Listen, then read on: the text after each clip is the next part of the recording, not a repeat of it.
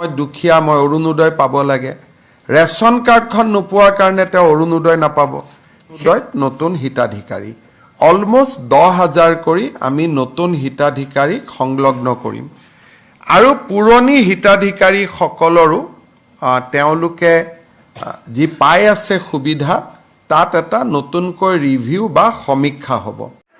যদি আপুনি অৰুণোদয় আঁচনিখন এপ্লাই কৰিম বুলি ভাবি আছে তেনেহ'লে আপোনালোকৰ বাবে এই ভিডিঅ'টো তো আপোনালোকে ভিডিঅ'টো সম্পূৰ্ণভাৱে চাব। যিসকল মানুহে অৰুণোদয় আঁচনিখন এপ্লাই কৰিম বুলি ভাবি আছে ইয়াতে আপোনালোকে ক্ৰাইটেৰিয়া দিয়া আছে। বহুত মানুহে কিন্তু এইবাৰ অৰুণোদয় আঁচনিখন লাভ কৰিব।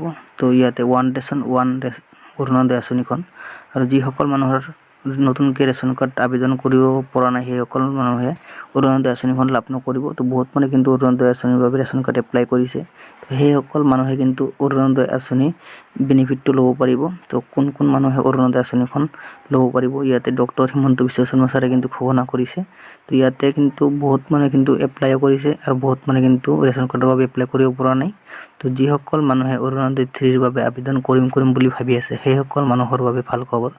তো অতি শীঘ্ৰে আপোনালোকে অৰুণোদয় 3ৰ বাবে আবেদন কৰিব পাৰিব। তো ইতিমধ্যে কিন্তু আপোনালোকে বহুত মানুহে কিন্তু শুনা পাইছে যে 3ৰ বাবে আবেদন প্ৰক্ৰিয়া লঞ্চ কৰিছে 3ৰ বাবে অৰুণোদয় আঁচনিখন। তো এতিয়াও কিন্তু ফৰ্মটো কোনেও এতিয়ালৈকে পোৱা নাই। তো সেইসকল মানুহে কেতিয়া ফৰ্ম পাব আৰু ফৰ্মটো ক'ত জমা দিব লাগিব, কেনেকৈ ফিল আপ কৰিব লাগিব সেই বিষয়ে আপোনালোকক এই ভিডিঅ'ৰ জৰিয়তে আপোনালোকে সম্পূৰ্ণ কথা জানিবলৈ পাৰিব। তো আপোনালোকে ফৰ্মটো পাব, আপোনালোকক গ্ৰাম পঞ্চায়তত যাই কিনে আপোনালোকে এই ফৰ্মটো ল'ব লাগিব। তো যিসকলৰ ৰেচন কাৰ্ড থাকে সেইসকল মানুহকে এই ফৰ্মটো দিয়া হ'ব। তো ইয়াতে কিন্তু ৰেচন কাৰ্ড যিসকলৰ আছে সেইসকল মানুহে এই ফৰ্মটো পাব। তো ৰেচন কাৰ্ডৰ বাবে কিন্তু আবেদন প্ৰক্ৰিয়া আৰম্ভ হৈ আছিল। তো বহুত মানুহে কিন্তু এপ্লাই কৰিছে আৰু বহুত মানুহে এপ্লাই কৰা নাই এতিয়ালৈকে। যিসকল মানুহে এপ্লাই কৰিছে সেইসকল মানুহে এই অৰুণোদয় আঁচনিৰ বাবে যোগ্য হিতাধিকাৰী। তো সেইসকল মানুহে অৰুণোদয় ফৰ্মটো পাব আৰু যিসকল মানুহে এপ্লাই কৰা নাই সেইসকল মানুহে এই ফৰ্মটো নাপায়।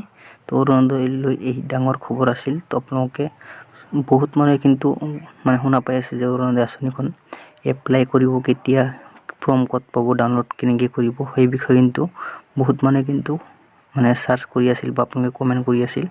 তো মই আপোনালোকক জনাই দিওঁ যে আপোনালোকে এই ফৰ্মটো আপোনালোকে গ্ৰাম পঞ্চায়ত নহ'লে আপোনালোকে ব্লকত যাই কিনে আপোনালোকে এই ফৰ্মটো কালেক্ট কৰিব লাগিব। তাৰপাছত আপোনালোকে শুদ্ধভাৱে ফিল আপ কৰিব। আৰু যিসকল মানুহে অৰুণোদয় আঁচনিখন লাভ কৰি আছে সেইসকল মানুহে আপোনালোকৰ এটা ছাৰ্ভে হ'ব। সেই ছাৰ্ভেৰ পাছত আপোনালোকে যিসকল ডিষ্ট্ৰিক্ট লেভেলৰ ছাৰ্ভে কৰিব সেইসকলৰ ওপৰত ডিপেণ্ড কৰি আপোনালোকৰ অৰুণোদয় আঁচনিখন লাভ কৰিব।